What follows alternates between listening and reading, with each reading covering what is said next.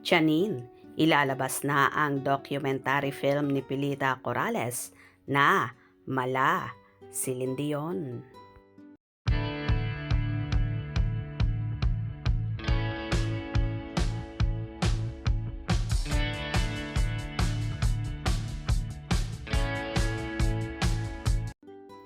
Sayang at hindi pa tapos ang docu-film ng Asia's Queen of Songs, Pilita Corrales, na kahapon ay pumanaw sa edad na 85 habang siya ay natutulog.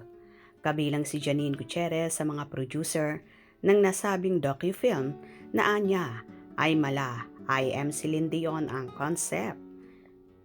Yung huling update po is nagfi-film kami na mga snippet lang. Yung huli was yung birthday party ni Mamita.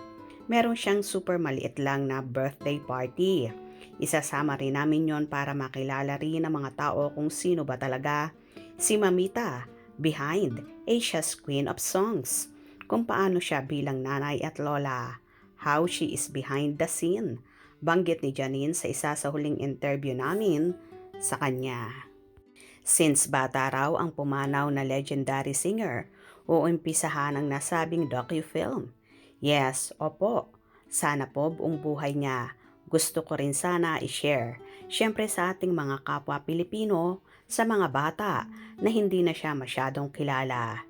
Ididirect ito ni Baby Ruth Villarama. Siya yung director ng Sunday Beauty Queen. Mahaba-haba raw ang proseso nito dahil kinalkal nila lahat na mga material, bagamat marami na raw talagang binaha sa bagyong Undoy. Baka next year pa po, 2025 or next, parang no rush. Gusto ko lang talaga na magawa ng maayos yung legacy ni Mamita. Dagdag that time ni Janine.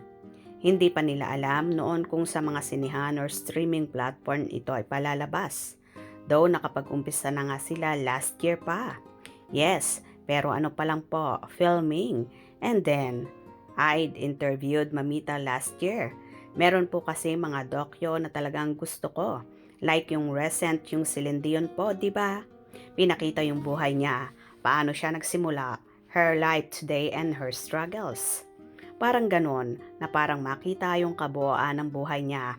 Kasi parang I think, pag nalaman din ng mga tao yung struggles ni Mamita and how hardworking she is and yung rise niya to being Asia's Queen of Songs, sobrang nakaka-inspire kasi yung kwento niya, so yun din yung gusto ko sanang i-share sa mga tao. Agad namang bumaha ng pakikiramay sa pamilya ng Asia's Queen of Songs. Kabilang dito ang karelasyon ni Janine na si Jericho Rosales na may pabidyo pa ng lip-sync ng kanyang ina. Love, emoticon, and big hugs to the family of a legend and most beloved singer of my mother. Her songs went beyond memory. It was a great honor to have met her. Maraming salamat po. #Pilita Corrales. #Asia's Queen of Songs. Kabilang si Jericho sa iilang bisita ni Pilita Corrales sa kanyang huling birthday last August 22. Sinabi naman ni Shasha Padilla na naging inspirasyon niya si Tita Pilita. Emotional siya sa kanyang post. Dearest Tita Pilita, it's hard to imagine a world without you. I can still vividly hear your voice, see your beautiful face, and feel your warm charm and unmatched humor. You were truly one of a kind. I'll never forget the first time we worked together. What an honor it was to finally get to know you beyond the icon I had long admired. You were always so candid, so funny, so full of life. I will miss your stories deeply. I will forever treasure the advice you've shared with me.